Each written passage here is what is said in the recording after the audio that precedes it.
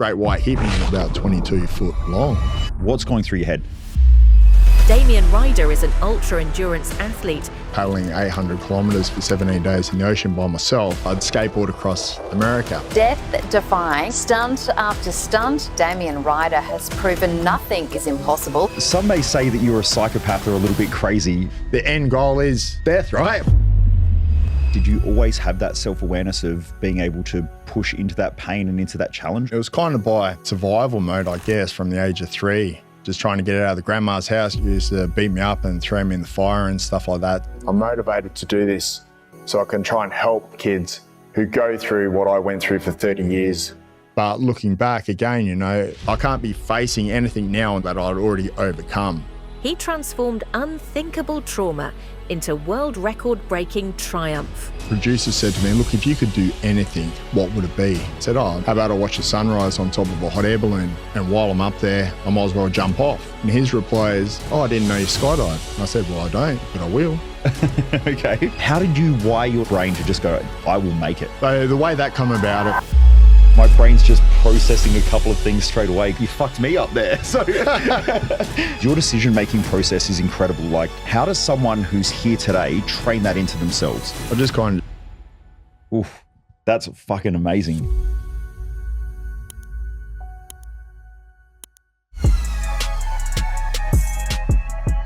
So some may say that you're a psychopath or a little bit crazy. Who jumps off of the side of a hot air balloon or the top of a hot air balloon? What made you do it? Well, I mean, look, I get called more things than that for what I do, but for me, it's just become normal, you know, and a lot of people ask me, what are you searching for? And really, I just say to them, well, who says I'm searching for anything? Maybe I found what everyone else is searching for, and maybe jumping off the balloon is what people are searching for as well. So run me through that whole thing. So I guess you could say you're an extreme sport athlete, but you're also an endurance athlete as well that does extremely crazy shit over long distances or things that normally would make people freak out. It's like a combination of the two, because people ask me, they're like, what does Damien actually do? And I'm like, I don't know, just crazy shit. So you're going to jump off of the top of a hot air balloon. It's never been done before. You're the first person to do it. What makes you sort of think that up? And then what's the thought process around how you do that? So the thought process takes about 45 seconds from thought to this is what I'm going to do. So the way that come about, a producer said to me, look, if you could do anything, what would it be? And instantly in my head, I thought, when I was 12 years old, I was sitting in this hot air balloon. I was going up and I was thinking, this is great, but it's so squishy in here in the basket with everyone. How cool would it be to be on top of the hot air balloon? So as soon as that thought came out, I said, how about I watch the sunrise on top of a hot air balloon? And while I'm up there, I might as well jump off. And his reply is, I didn't know you skydive. And I said, well, I don't, but I will. Okay. And it just came from there. And then the next day, I was in the US at the time. The next day I went to Skydive Arizona, started my skydive license, got what I needed to, found a guy who had a balloon, who wanted to put it up to as high as I needed to. We went up and we did it. Where does that confidence come from to just back yourself like that? I mean, I work with business owners all the time, and you think a lot of business owners would be courageous because they're doing something that's outside the norm. You know, you got to leave the comfort of your job and you go start a business. And most of them, I find probably 70 to 80% that I speak to will have massive problems in their business, massive problems in their relationship, in their life. And you say, here's the thing that fixes it and here's the price. And most of them will be, I need to think about it. I need to ask my partner.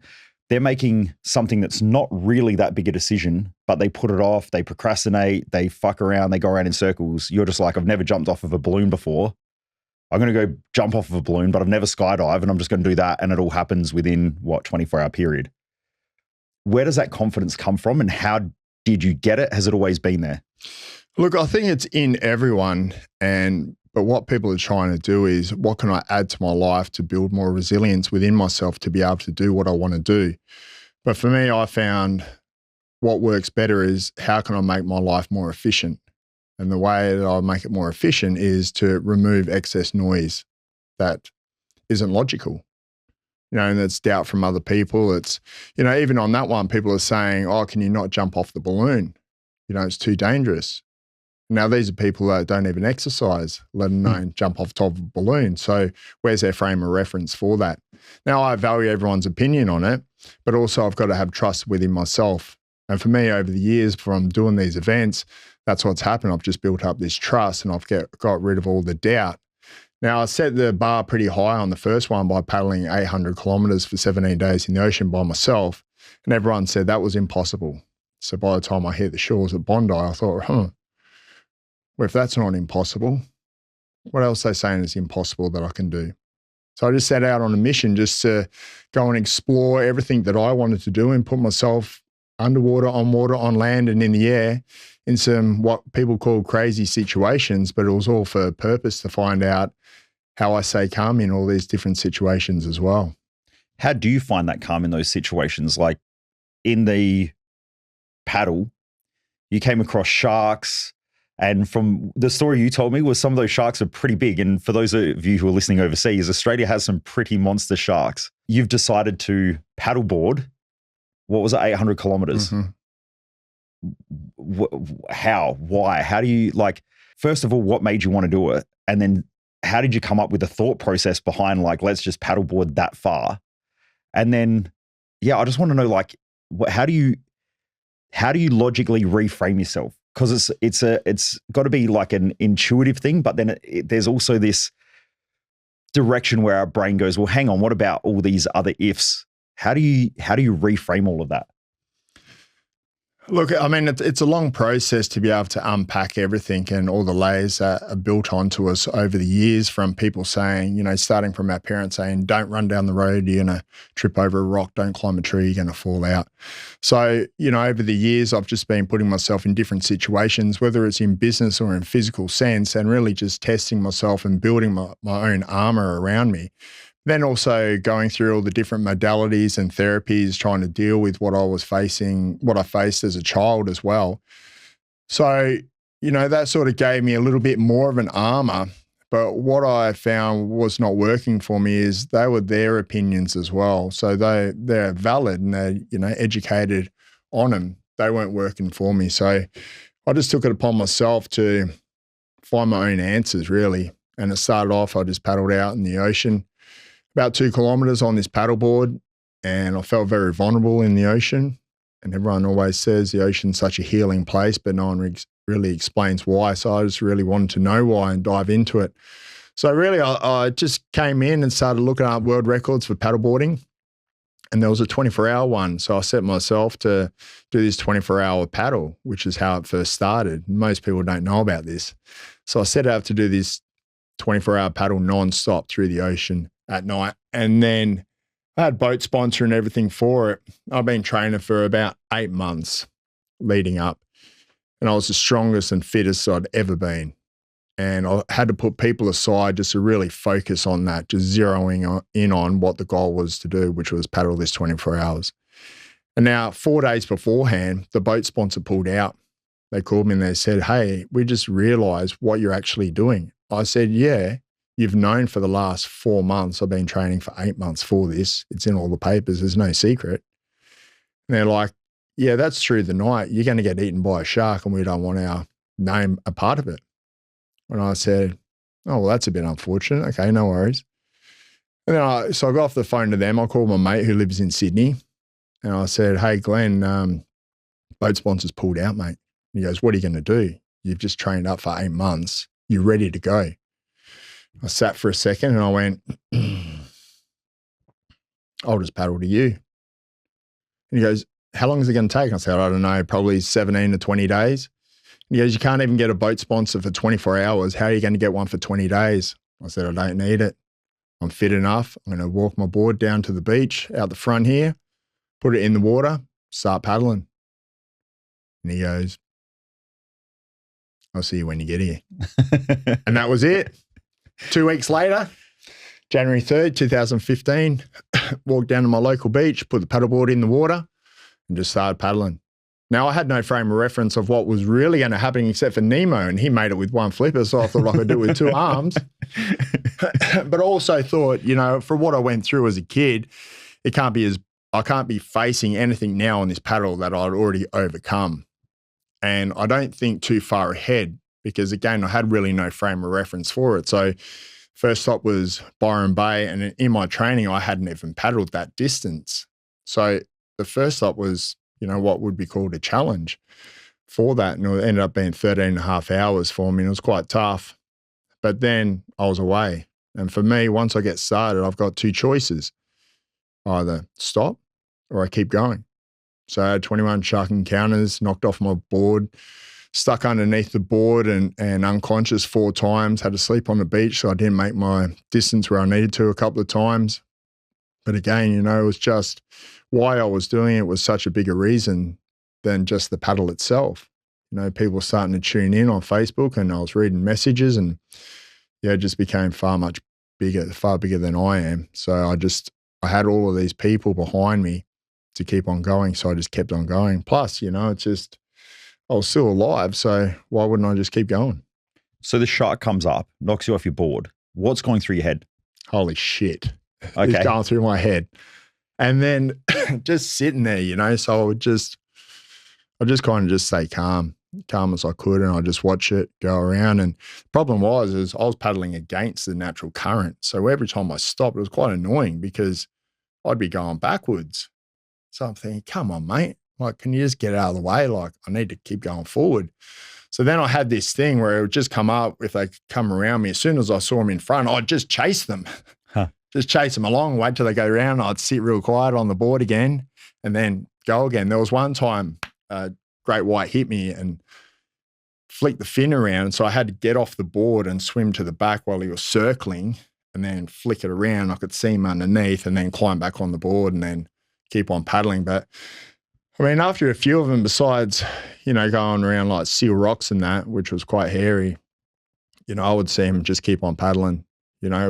One, I'd just be tired as hell and just be going, mate, if you're going to eat me, because I'm just going and just keep going. And then other times I'd just be in such a blissful moment that I would just see them and just be grateful that I saw them and just be in that position to be able to keep on going. But there was a lot of things that were going through my head on that first paddle. It was a lot of firsts for me. I'd never even ran a marathon before then.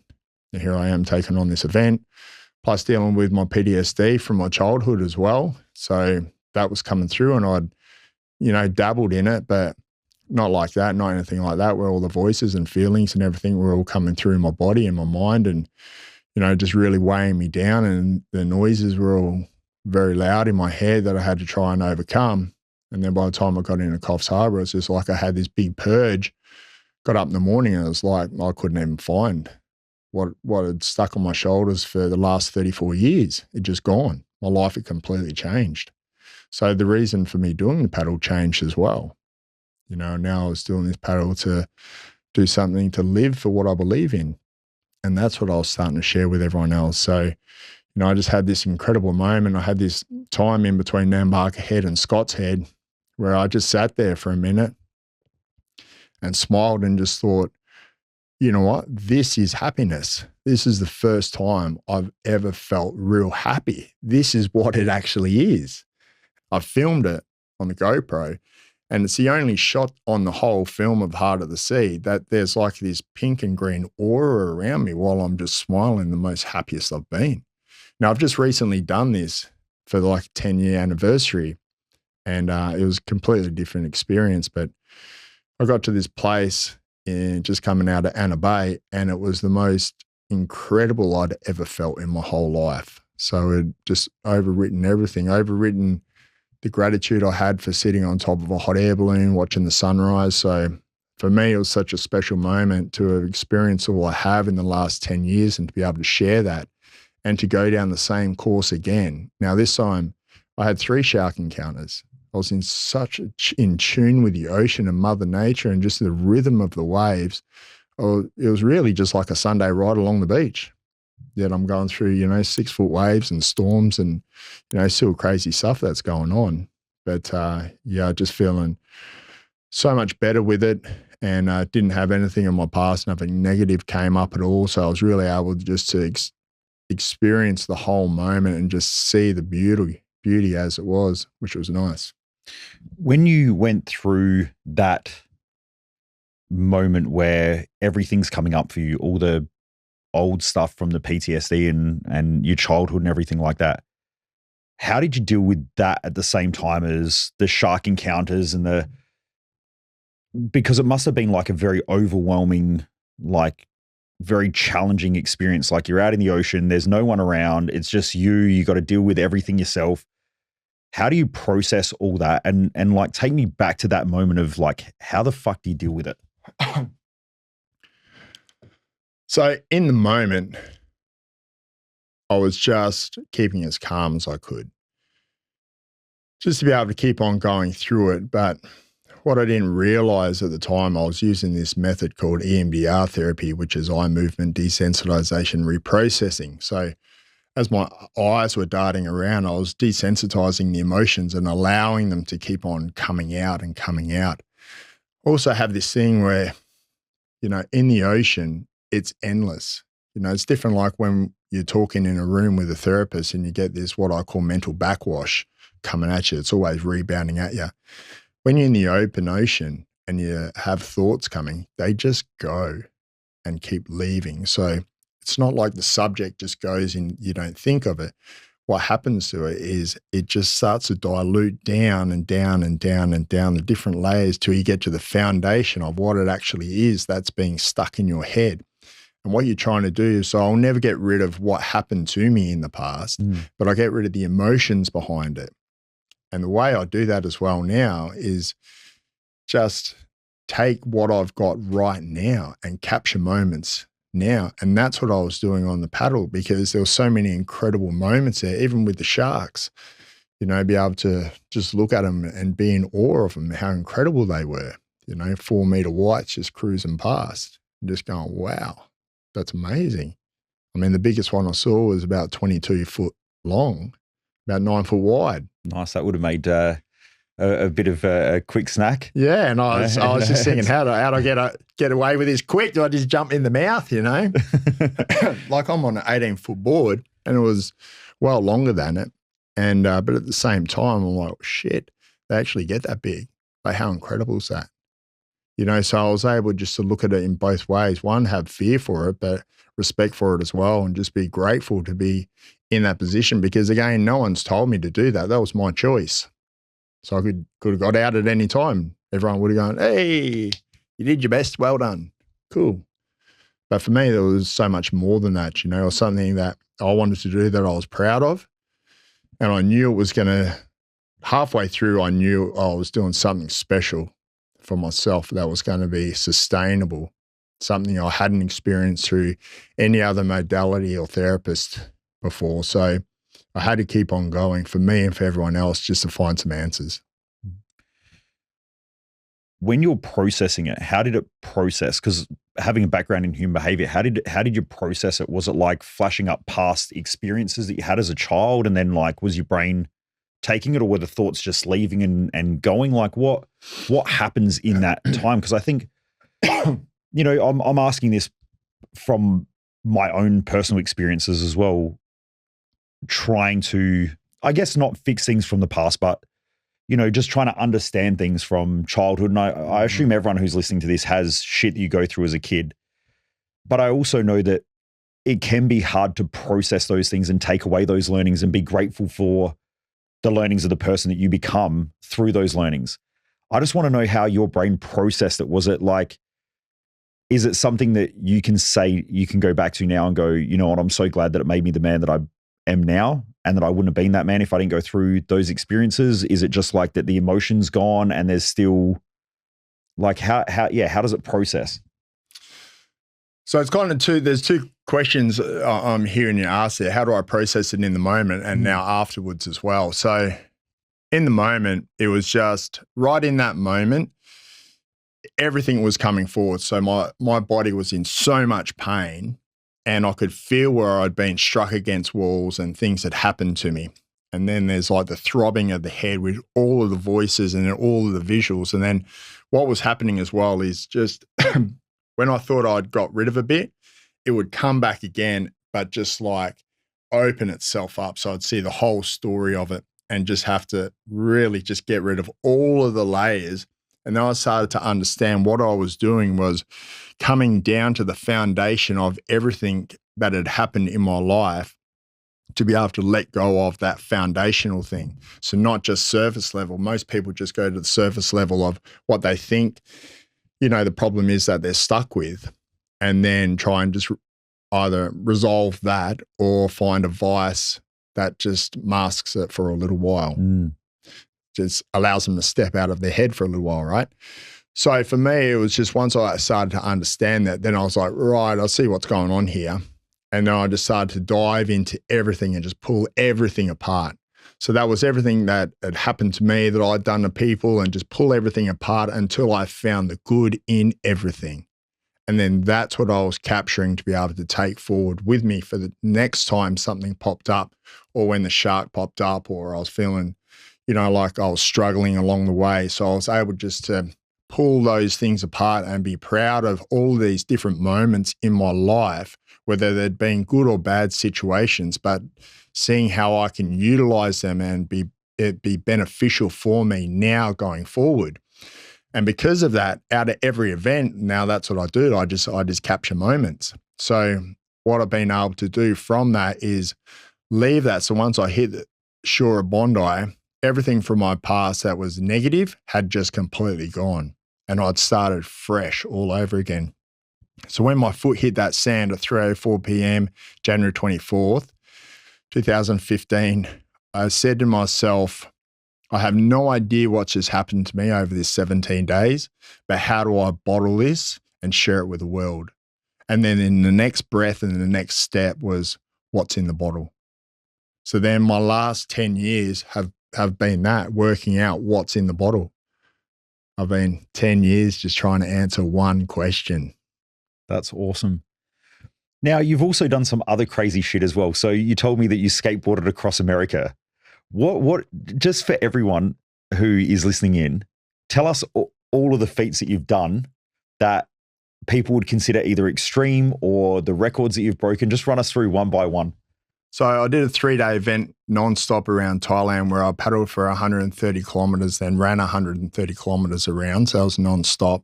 That broke me 6 kilometers before I finished, but I was happy that it broke me because nothing negative from my past came up. So I knew something special had happened to me in the ocean. So that's what that was about, just really testing myself, put myself in the most physical pain that I can be to see if emotional pain is going to come forward, and it didn't.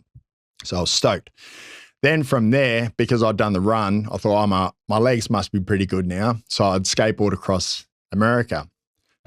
And that was so I can have 56 days of just going from point A to point B and try and understand and retrace what happened to me in the ocean. So I had to give myself that time. Once I worked out different, say, therapies that I did intuitively in the ocean, then I was able to test that every day on the skate. Now, at each of these events, I go through an emotional, physical, spiritual roller coaster of like 40 ups and downs. So most people will do once a week, once a month. So for me, I get the luxury of being able to practice it 40 times a day of what are these emotions, these feelings in my nervous system are about, and be able to understand them, how I keep calm, how I keep more efficient to be able to keep moving forward. So I get that luxury of being able to practice more. And then, so that was, that's incredible. So I'm skateboarding across America, Route 66, which no one had done before as well, but just going to these amazing towns and talking to people, like having just incredible conversations along the way of just random people who I'm not even supposed to meet, but then sitting outside of a 7-Eleven and just, I'm supposed to be skating. Here I am having this 4-hour conversation with some dude who wants to talk about meditation and breath work. I'm like, how awesome is this, right? And then from there, I ran a Gold Coast Marathon carrying a mattress with a message on it saying, never lay down, never give up. Now that really smashed my nervous system because I only had 2 days training to do that. And I only did it because a mate said he's doing the half marathon. And I said, well, there's a full, you should do a full. And he goes, well, you do a full. And I said, righto, well, I'll do the full. And I said to him, what's the most awkward thing to carry besides life on your shoulder? And we both looked at each other and said, a mattress. That's the worst thing when you're moving house. The mattress is the last thing to go. So I thought, all right, well, I'll just carry a mattress with this message, never lay down, never give up. And to give you an example of how that smashed my nervous system, my little toe on my right foot was numb for 4 years after that.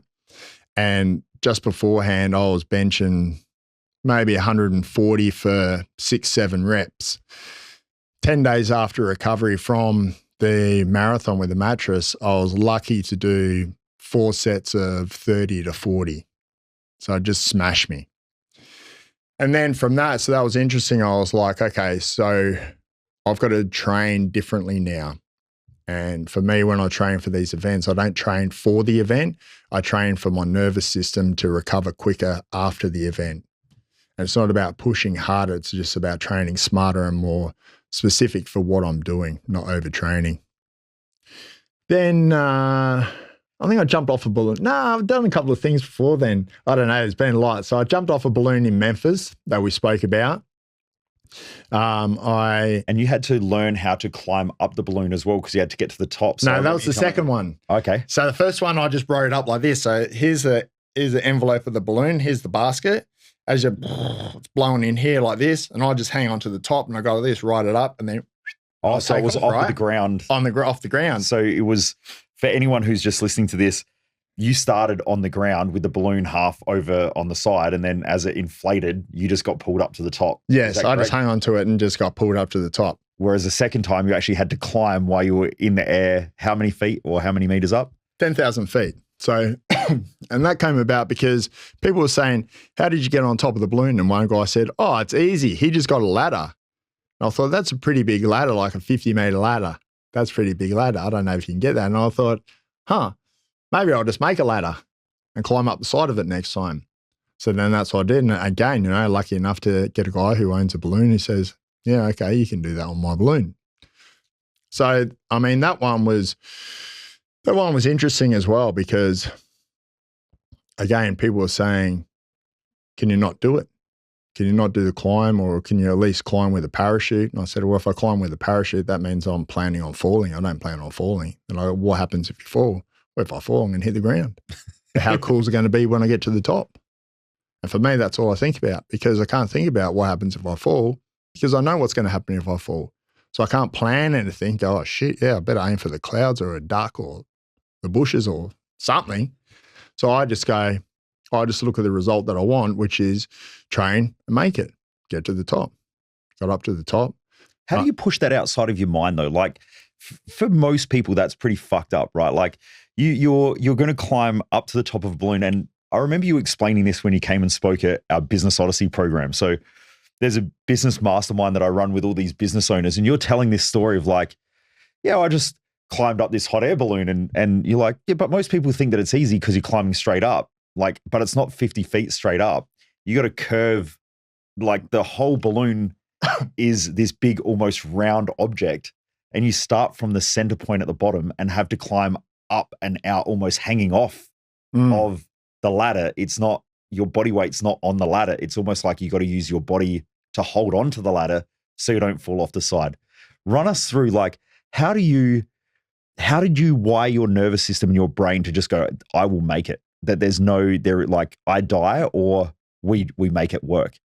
How do you push the, like, I could die part out? Because that's the part that I think freaks most people out. Well, we're all going to die. We just don't know when, right? So why live my life with a bubble wrap around me? Plus, it's not like I'm reckless doing this. Like, I make calculated decisions and I train purposely for this as well. But also I just have that trust, that ultimate self-trust that I'm going to make it as well. But yeah, it was a bit of an overhang. It was like a 22-meter overhang hanging off. And then, there's also no way to train for this, like specifically, because how do you train to be at 10,000 feet with 30% less oxygen in -1 degrees with a balloon going 25 kilometers an hour sidewards and upwards? There's no gym's got that machine. So I'm in the moment doing it for the first time, doing it. So it was interesting. And by the way, you spoke about insurance as well. Run us through that story, because that also freaked everybody out about the insurance. So people ask me if I've got insurance. And look, I don't lie. I've got insurance. It's probably not for that though. So when I say yes, it's not to say it's to climb up the side of a hot air balloon, but I have insurance. They just don't ask what is it for, right? So I don't lie to anyone. So let's get that straight. But I figure if I make it, well, I don't need insurance. And if I don't, well, I don't need insurance. And that's kind of the whole thing of it. But if I, if I was planning to, take all these precautions of insurance and everything, then I'm planning on failing. I don't plan on fail. I just go and do it. And that's all I think about. So the moment after that 45 seconds when I pick an event, then my mind just goes, yeah, this is what we're going to do.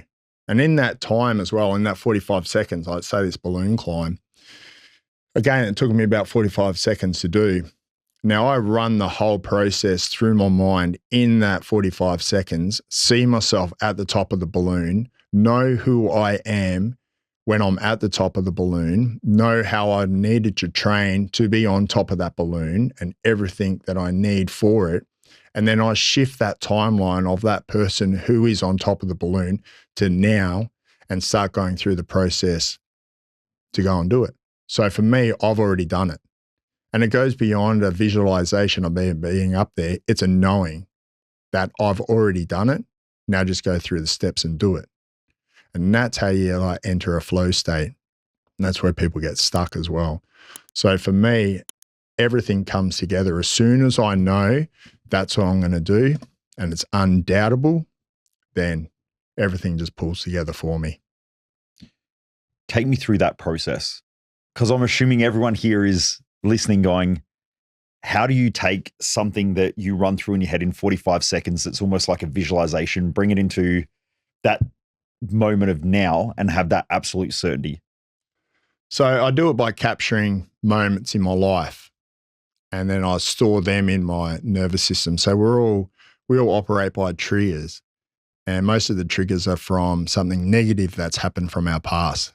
What I've worked out to be able to do is just get rid of all of the negative triggers from my past and start recalibrating my nervous system to things that are amazing now going forward.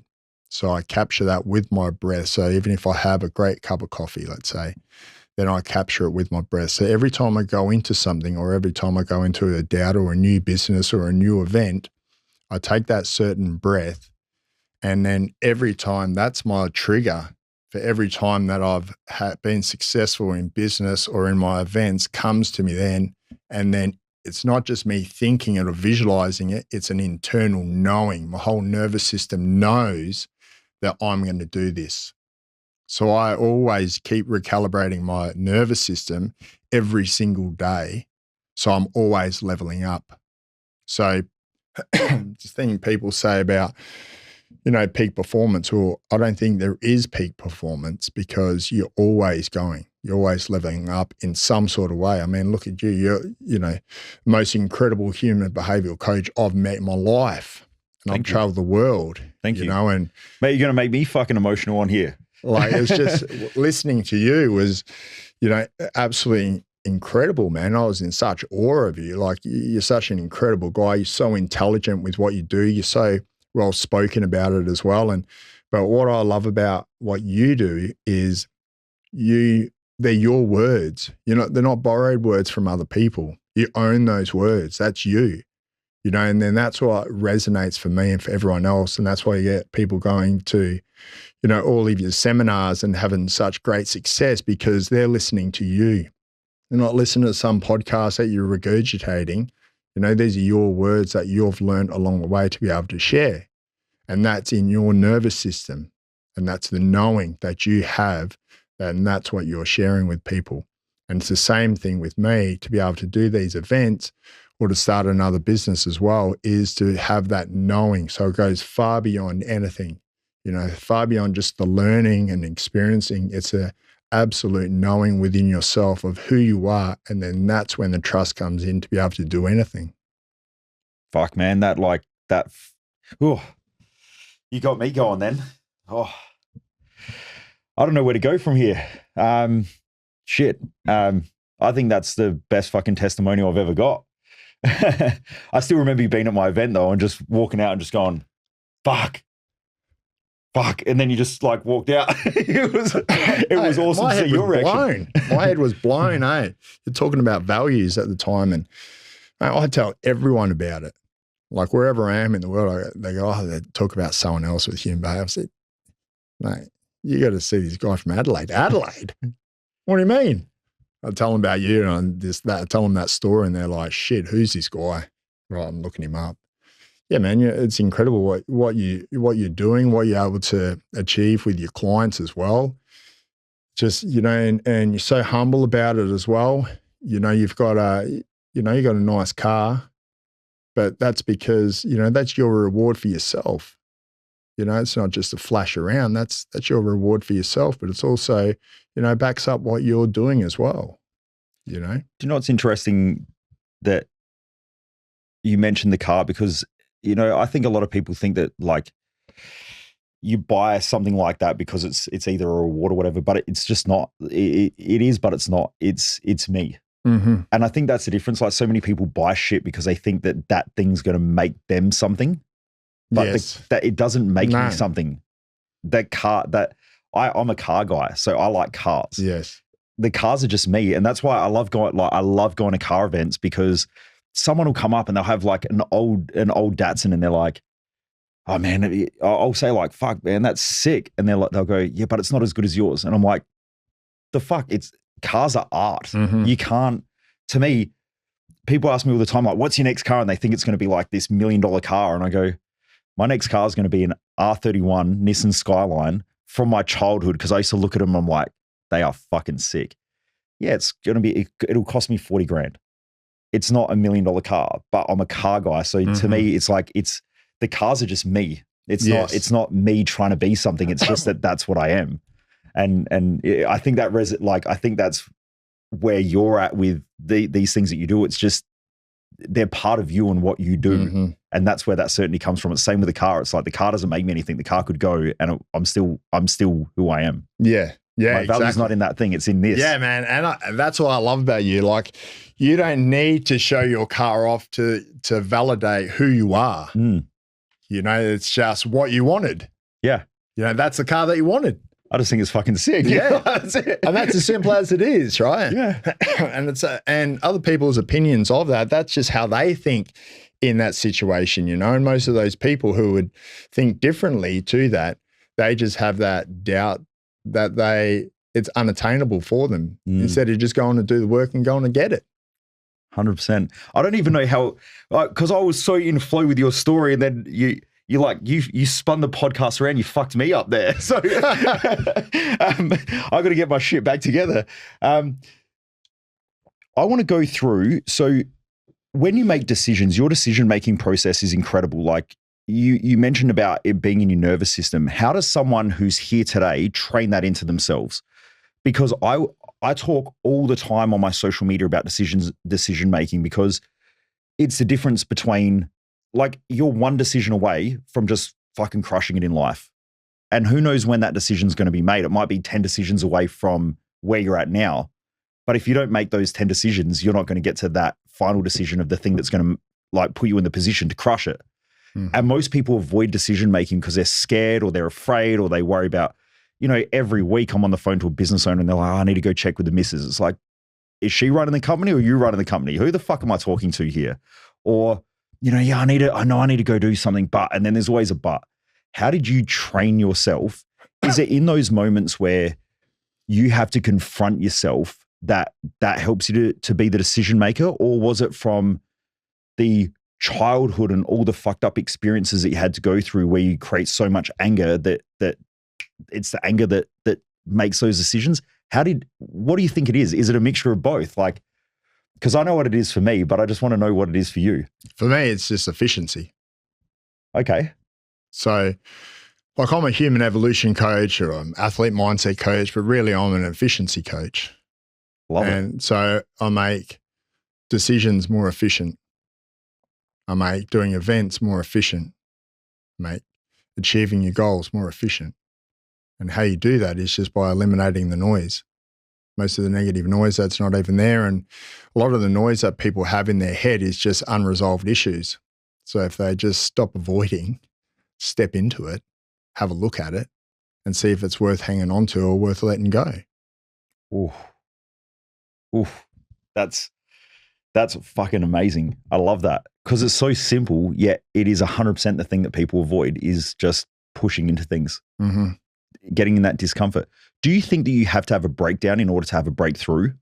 Oh, look, I mean, it's next level, next devil all the time.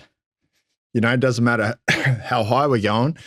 There's, you know, if we want to level up, there's always going to be something there just dragging us down before we get through it every time, you know, whether it's running around in our head or things that we tell ourselves or things that creep in or things that pop up. We're just like, shit, where'd this come from? But, you know, we're all tested and challenged in our life as well, you know, and if you're not, well, what the fuck are you doing sitting there watching Netflix? Even that's a challenge because you don't know what you're going to watch next, right? So, you know, it's really just about stepping into everything. And the more that you do and the more that you understand how you process that and really have a look how you're processing things, then you're able to understand how you can get through the next situation that comes up as well. What about self-awareness? Because you're a very self-aware guy. Did you always have that self-awareness of being able to push into that pain and into that challenge? Or was there a moment where that shifted? Or like, have you always been self-reflective? I've always been inquisitive. So it was kind of by survival mode, I guess, from the age of 3. Just trying to get out of the grandma's house. She used to beat me up and throw me in the fire and stuff like that. So down the road from my house was a track and field track. So I would just run down there, and when meets were on, I would watch guys, you know, racing or going in the high jump or long jump pit. And then I just started to watch it because I thought, why does everyone look the same, but one person's faster than another? What are they doing?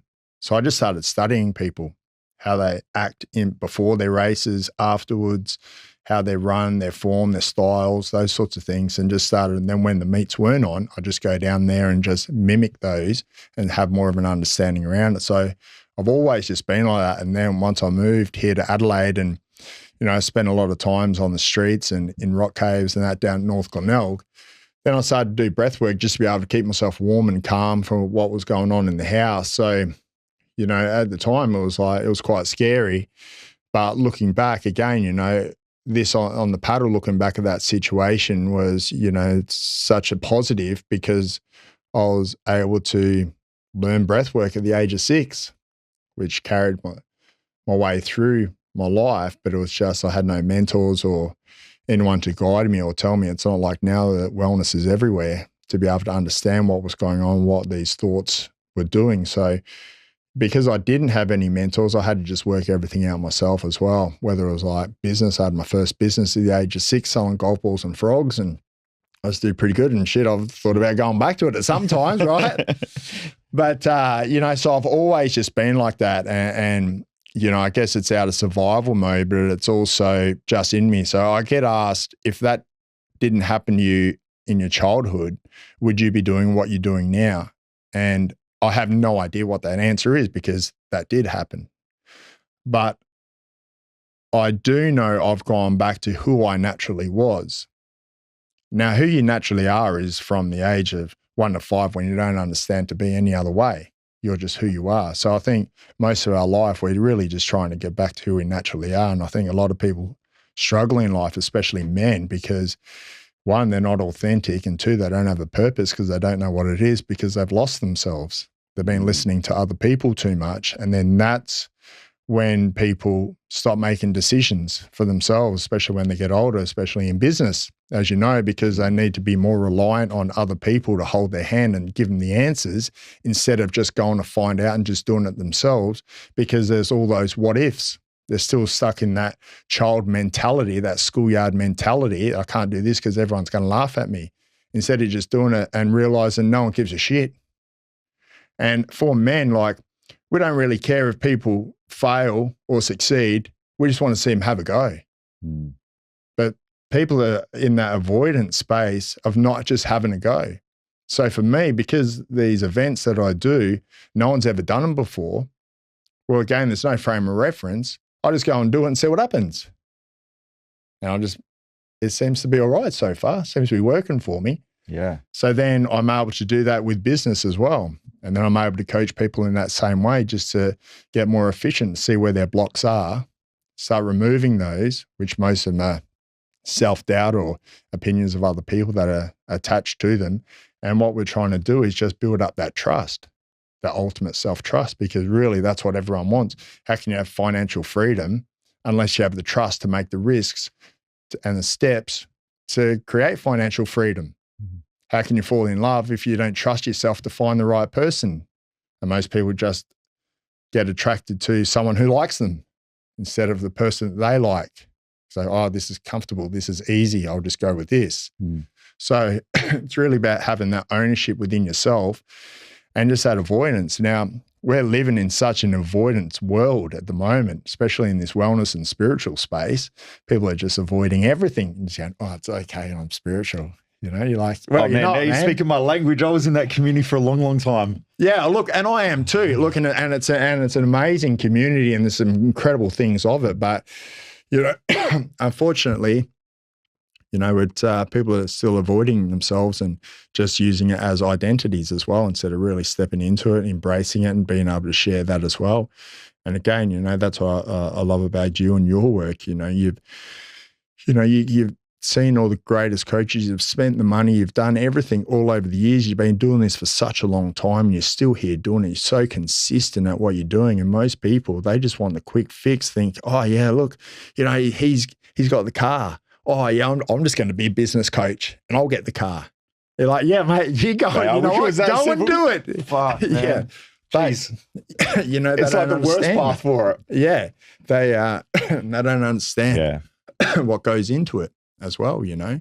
And it's just and it's the same as my events. You know, I used to get a little bit pissed off when people would say, oh, yeah, what did you do? You did some little paddle or something. Oh, yeah, I paddled 800 kilometers from Gold Coast to Bondi. Oh, yeah.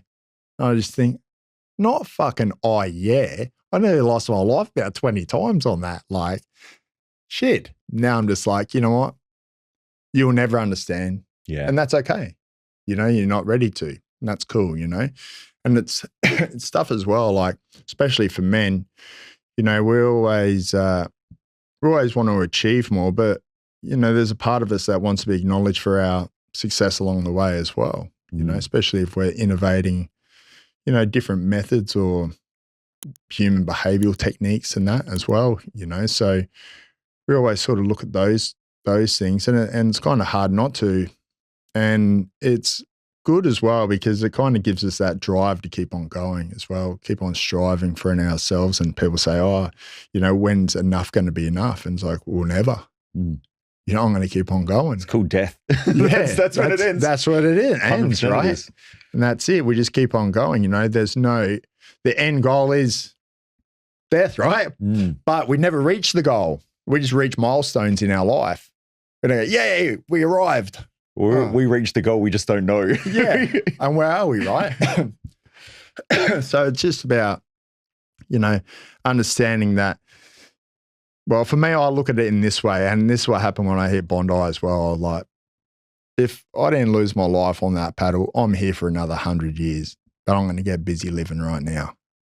So I still live every day like, you know, tomorrow could be my last, but I don't think about it being my last. And for me, that was such a big thing because it was programmed into me that today could be my last day. So to have that shift, now it's the same thing. Today could be my last day, but I know it's not. And I'm here I'll live for another 100 years. And then that's how I look at things, you know. So as you know, a lot of things, they take time, but you still got to be consistent at it.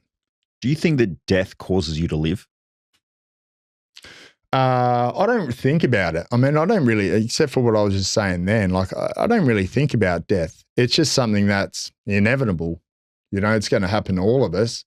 I don't know when it's going to happen. So there's no point in really thinking about it too much. No point in overthinking it because I don't know when or how or if or whatever, right? So there's no point in overthinking things like that. Things I can't change, I don't overthink because why? I'd rather put my energy into what I know is going to happen or what I can make happen. For me, that's a better use of energy for your ROI, for your energy output. The reason why I ask is I've just noticed that, and then, by the way, there's so much to unpack in this conversation that just my mind's shooting in all different directions. But the reason why I ask is because I was on autopilot, like so many people I come across, where I was just cruising through life. You know, I finished work as a diesel mechanic apprenticeship, and I would drive to the pub, go pick up my 6-pack of Woodstocks, get my bottle of bourbon, drive to a mate's house, and then you just start drinking. You end up at the pub Friday night, doing shots off the bar. You know, if you had a good night, go home with somebody, wake up the next morning, fierce hangover, I'm never drinking again. And then the afternoon, your bro sends you a message and says, you want to come around? You're like, yeah, I'll pick up a 6-pack again, and you start drinking. And I've just seen so many people go through that. And it wasn't until my best mate's niece was killed in a car accident that I went, fuck, I could die. And that moment, the moment of her death, was the moment that I started living, because I went, why am I here? How do I want to be remembered? And it was like that light bulb went off. And I talk about it a lot, that moment was one of the greatest moments of my life, but one of the worst moments at the same moment, because a life had to be lost in order for one to be lived. And that's why I'm living now. I don't know where I would be if it wasn't for that moment. And that's why I wonder, is it that you've faced death with the sharks and all of that type of stuff, and maybe even your childhood, where you've had to reflect on it so much, where you're like, fuck it, it's going to happen anyway, just have a crack and go. Do you think that has some sort of, that those who sit in that comfort zone and have never really experienced it just stay on autopilot? I just want to know your thoughts. Like, what's your... Well, there was 2 deaths for you though. The death of her and the death of my identity. 100%. The new one come through. So we do that all the time. We just don't process it. We don't stop and process it, you know? And we can do it at any time as well. People think changing is such a big thing and it takes a long time. You know how long it takes? Get up in the morning, you're a different person. And that's it. You just go, this is who I want to be. This is how I want to dress to be that person. This is how I want to talk. This is how I want to act. This is the man I want to be. I want to be a masculine man now. All right, that's who I am right now. Start walking, talking, dressing, doing everything right now, and away you go. And you know what? It doesn't matter what anyone else thinks around you. You go, oh, you've changed. Great. Yeah, I have. You know, if they try and pull you down, put them at arm's length. I got shit to do. I'm on my way, you know. Nothing's hard. That's the biggest lie that we're told in life, that everything's hard. Nothing's hard. You just go and do it. What did we do when we were kids? We just went and did shit. See what happens. We went and climbed a tree. We didn't fall out. I didn't fall out. My brother did. He fell asleep in one and fell out. We were talking about that yesterday, actually. But, you know, apart from that, you know, people overthink things that don't even happen. And then we pass on that non-logical knowledge to other people that your parents might have said to you, then you're saying to someone else.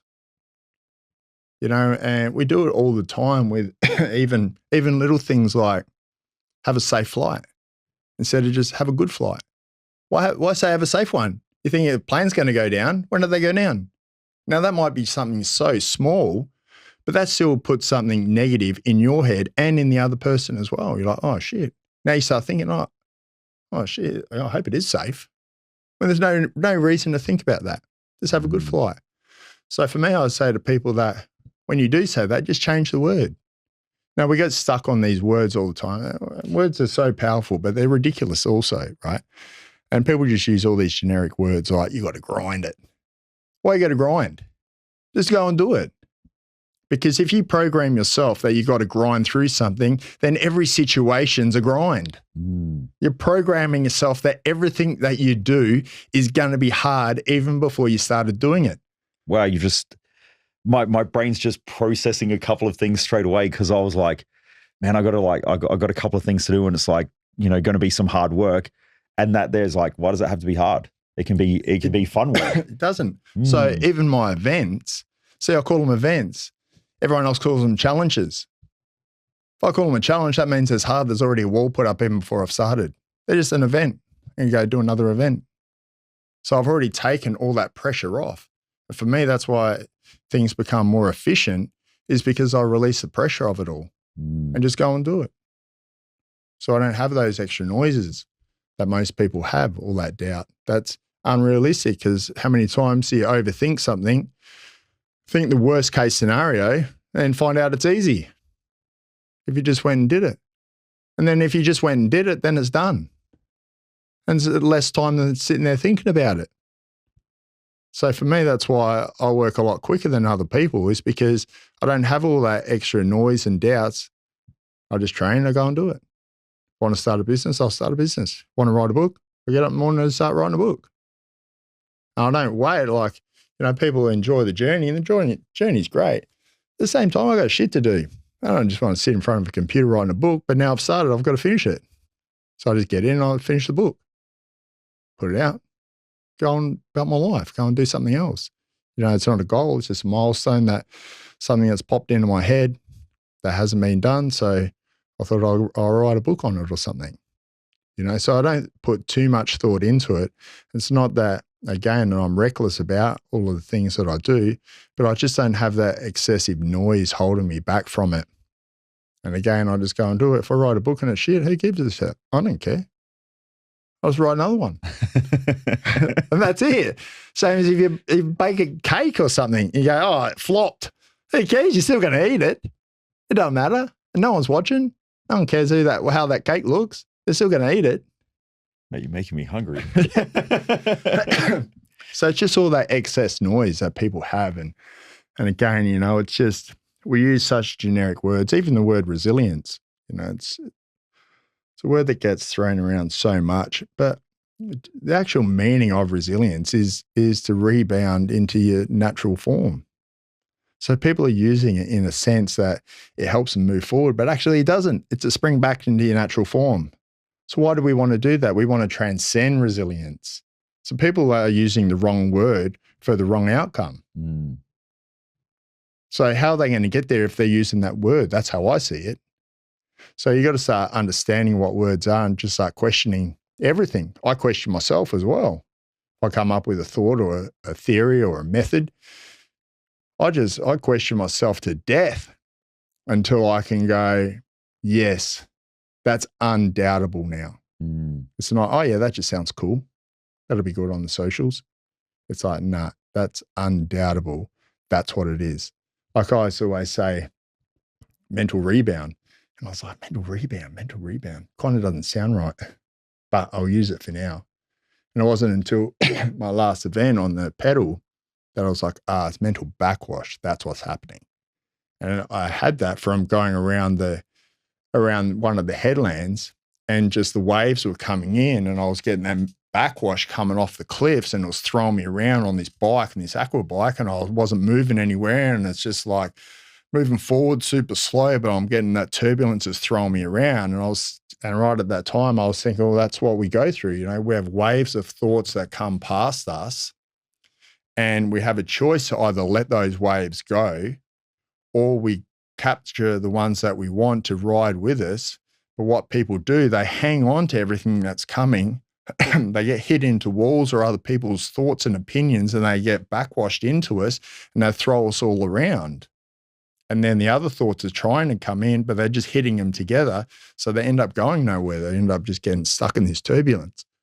It's a great analogy, because I would say that probably 99% of people that I speak to, that's what's going on in their head. It's just that consistent backwashing and noise and the foam and everything that's being created. It's just absolute noise inside their own head. They couldn't make a decision to fucking save their own life. Can't, but all they got to do is go in an open space like me. I just had to go past that headland, and then I'm back pedaling again and I'm away. Things are moving and cruising. And it's the same with us. We need to just step away from it for a minute, put ourselves into that open space that's in our mind, in our body, in our heart, in our soul, in a location, and then just let those thoughts move through. Just because thoughts are coming doesn't mean we have to engage in all of them.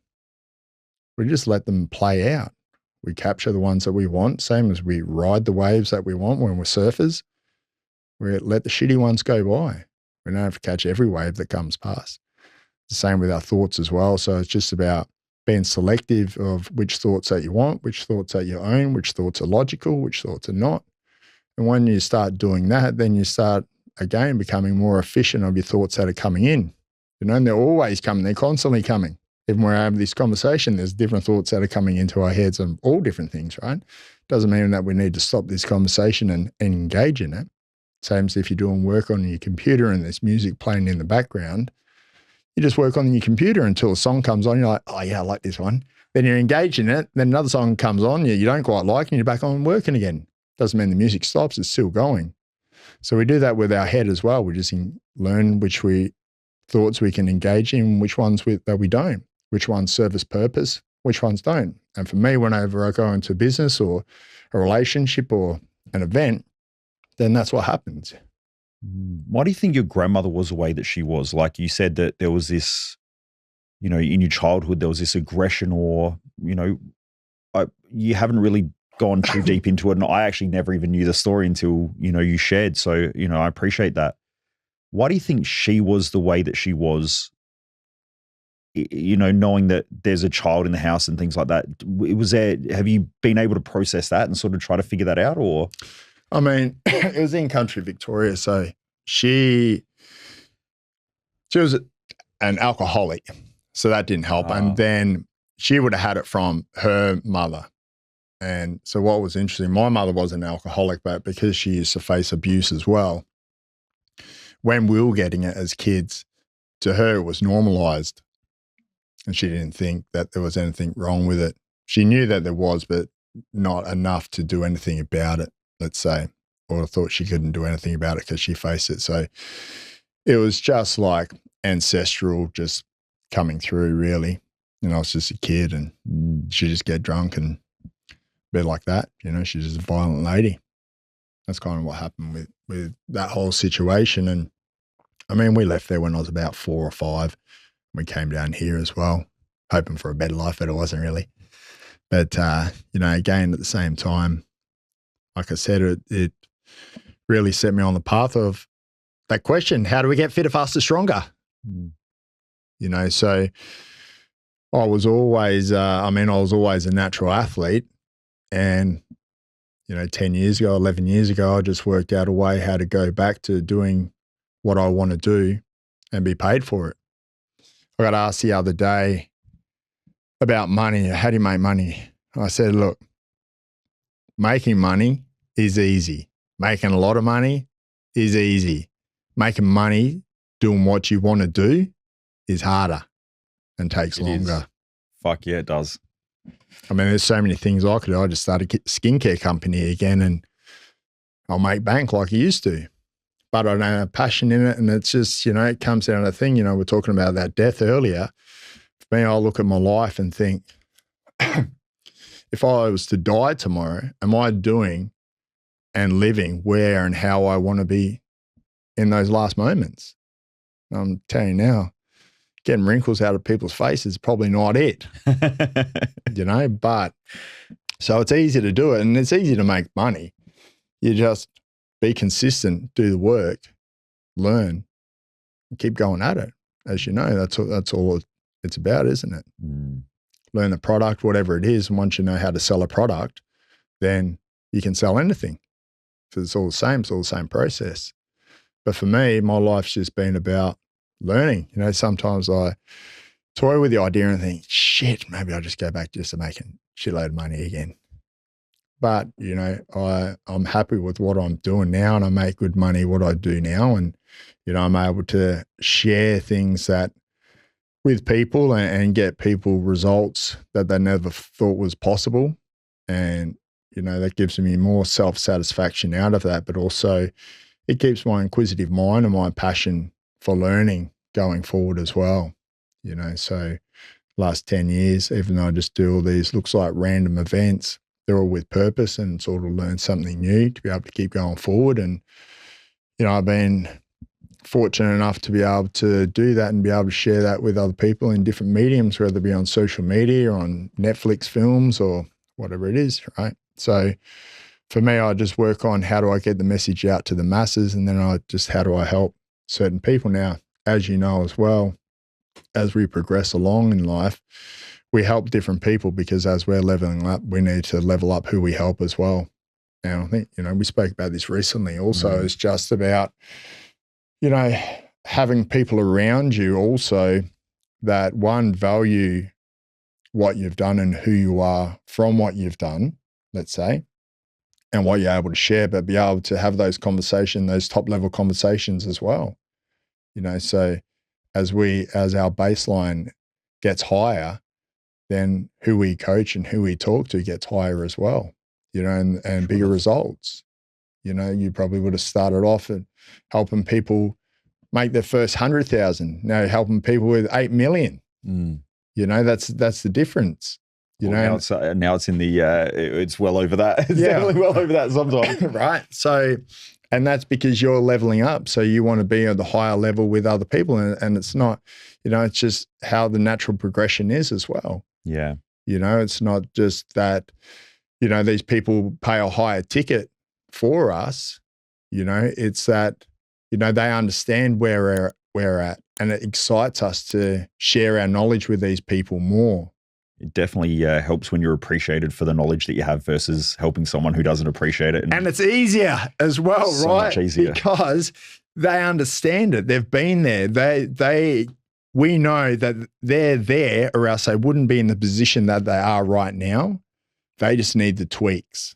Well, I don't think you can appreciate what you don't have within. And so it's very hard when you're self-depreciating and everything's hard and life's fucked up and everyone treats you like shit. And then, there's so many people, coaches who come to me, not that, I tend to help a lot of coaches these days, but, they'll come to me and they go, I just want to help everybody. And I'm like, that's a bad fucking idea.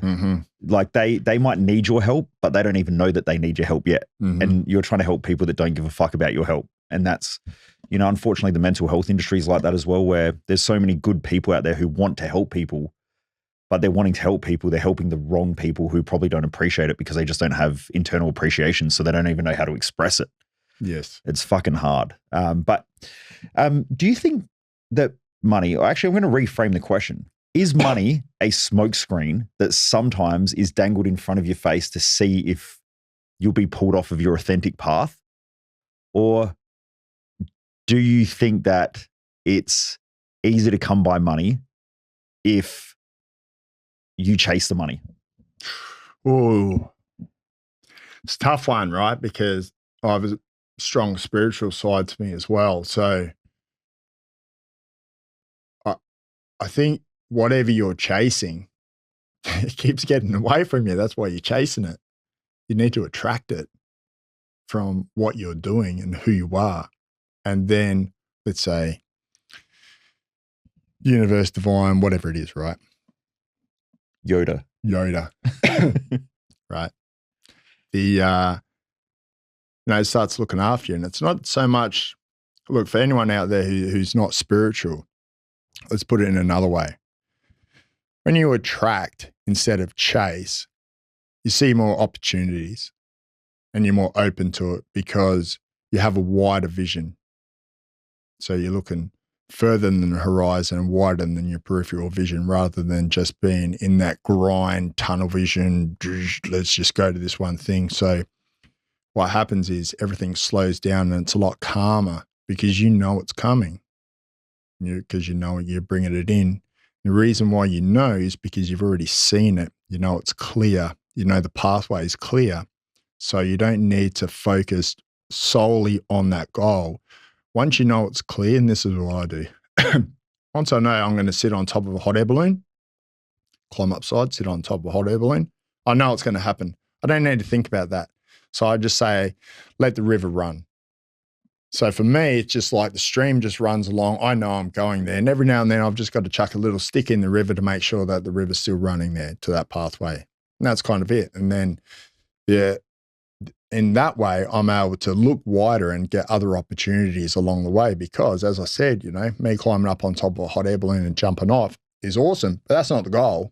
That's just a milestone towards a goal, towards my purpose as well. My legacy, let's say, right?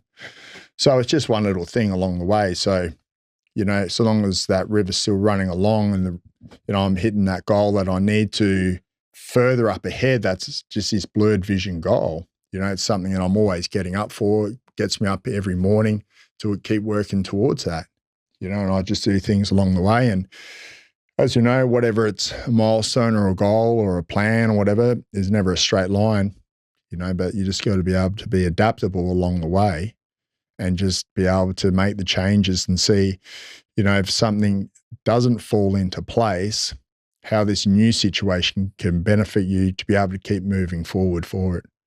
And again, I think men need to have that strong purpose. So it doesn't matter if their missus leaves them or the world shuts down, they're still on their purpose and they're still working towards it. So it doesn't really matter.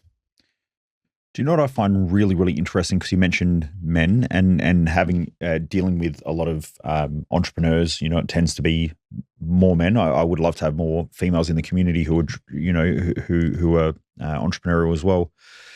But what I find is that it's a really interesting concept of relationships. And I get asked about intimate relationships all the time because what I've found, this has just been my experience, and I don't know if you come across this as well, that an attractive man is a purpose-driven man and a strong man is a purpose-driven man. But at the same time, our purpose is consistently fucking challenged. And especially when you're in a relationship, your purpose is always challenged.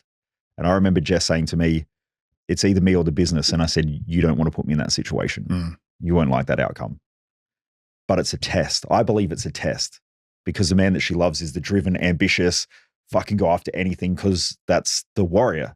Mm-hmm. She wants a warrior because it makes her feel safe. It protects her. It means that, she's with a tribal leader, the strong one. But at the same time, it's also, she wants me to be what she wants me to be, which is also there all the time and, wrapped up in her goals and her dreams. So there's this consistent friction and tension. Have you found the same thing with men as well, that they get pulled in that direction? Yeah. And is it a test? It's a test. Women just naturally test. And it's just, sometimes they know they're doing it, other times they're not. They're just hardwired for that as well. But ultimately, they want the man that stands strong with purpose with them. Now, it's not to say that you're an arrogant prick that you're going to push them aside. When your time's with them, devoted to them, and you hold space for them. Yes. You're not thinking about your business. You don't have your lips closed together, have your lips slightly open so you're taking in the information, because as soon as you close your lips together, then you're waiting to talk and you're running your business around in your head. So you're not actually holding space for her or for both of you as well. So being able to understand that, and if you're an entrepreneur, you should understand patterns as well and understand her patterns before she does, to be able to move and shift the energy in the house and have an understanding of how that works all together as well. Maybe she needs just a massage. She doesn't need to say what's going on. Just say, hey, I'll give you a massage. Get down. It's just something simple like that to know that, you're there for her, and just make sure when you're on date night, you don't have your phones out. You're sitting there, you're giving her the attention that she needs. Now, I know you're a good man and you always talk about your wife like she's like the queen. She is the queen. She is the queen, right? Well, do you know the interesting thing is, after that, she once that test piece was thrown out, she never mentioned it again. She's never put me in that predicament again. And that's why I asked. You passed the test. I did pass. Well, I don't know. Maybe I did, maybe I didn't. But yeah, I was interested on your perspective. Sorry to interrupt because you were on a roll there. It was actually really quite cool about holding space. Can keep going, please. So it's look, it's hard, and it's getting more confusing for men and women of what a masculine man is. And it's probably not what either of them think it is as well. There's a lot of parts, a lot of moving parts to it of what that should be as well, so we're always tested by women, and, I'm not in a relationship at the moment. There's not too many that I can say, hey, I'm going to go climb up the side of a hot air balloon. Might be back, might not. See you later. But also I travel around. Like, my purpose has been very strong over the last 10 years. And I've gone where I needed to go, where I felt like I needed to go and do what I needed to do at that time as well. So my purpose has always been on the bigger picture of how I can be of service to other people. And really that comes from just going through all different sorts of therapies myself and just getting told lies, which put me into darker places and after the paddle, healing myself with PTSD, I was just like, right, I need to have a full understanding and knowing of this to be able to help other people, and not just, I could have just finished the paddle, gone on the talk show circuit and just lived off like that, started to be a coach. But for me, it was more important just to really find the answers that I was searching for and to be able to share that with other people. And, so when I am in a relationship, then my time is with them. And that's it. And they know I have my purpose, and it gets tested. And, for any man that's out there, if she's a good woman, she'll understand that as well. She understands that a man needs his purpose. We're very different. And one thing that we do know is, or a couple of things we do know is, we're going to die. We don't know when. So we might as well enjoy life now. And the other thing is, men will never understand women, and women will never understand men. And that's just how it is. Doesn't matter how many books you read, you're just never going to really know, right? So I think the best we can do for anyone who's looking for the right relationship, I don't know if there's like the perfect one, but it's not about finding the perfect person on every aspect. It's about finding someone that who we know doesn't have what we don't want, right? Yeah. And then so we can be at peace and they can be at peace. So really what we're trying to do with each other is just, find a place that we can go home to, be at peace, and they can feel comfortable as well, and they can feel safe. And your queen, she would feel that from you. You're a protector, you're a provider, you're a good looking man, you're good with your business, you look after yourself. She knows that, if we go on somewhere, shit happens, you're looking after it, you're going to handle the business, and so that's why we get tested. And the men who aren't actually masculine men, they're the ones who crumble, they're the ones who fight, who argue, do all sorts of things instead of just staying calm and just handling the business, and it's about a good way to start this, I guess, for anyone listening out there is just, again, changing your language around and just saying, I'll figure it out if a problem comes up. Not how do we do this? I'll figure it out. Doesn't matter what it is. You don't need to go and run to someone. You don't borrow money off other people. You just go, I'll figure it out. And that's it. And again, it's just having that ownership of what you're doing. And it makes you a stronger man, and you're going to attract the right woman anyway. And again, you're not chasing one. One's going to be attracted to you for who you are and how you stand and how you walk. And again, it doesn't need to take a long time. Just go and get a couple of shirts tailored, get your pants tailored, get a haircut, get a little, what's it called? Glute exercises, Fresh Fade Friday. Fresh Fade Friday. And away you go. And just have a bit of pride in yourself, and then the right person will come along anyway. Now, where do people find you if they want to go explore and find out more about your feats, what you've done? How do they find you? So to find me, you can go on my Instagram, which is Damien Rider, or my website, which is damienrider.com. They're the two best ways to find me. Awesome. You've also got something on Netflix as well? On Netflix is coming up. There's a couple of films that are coming out on Netflix. There's a couple on National Geographic as well. So just hit me up and I'll share a link for any of the listeners out there. Awesome, mate. Well, thank you very much for being here. It was very insightful, and appreciate everything that you've done for me as well. We've done some work together, and I know you've definitely helped me with using some of your principles and things like that to help calm my mind a little bit and to just make sure that I stay centered. So you're doing some incredible work. So thank you. Thanks, man, and thanks to you as well. Like you're an inspiration to me, and I love seeing what you're doing, and I'm super proud of who you are. Thank you. Most people waste their life, and I just don't want you to be one of them.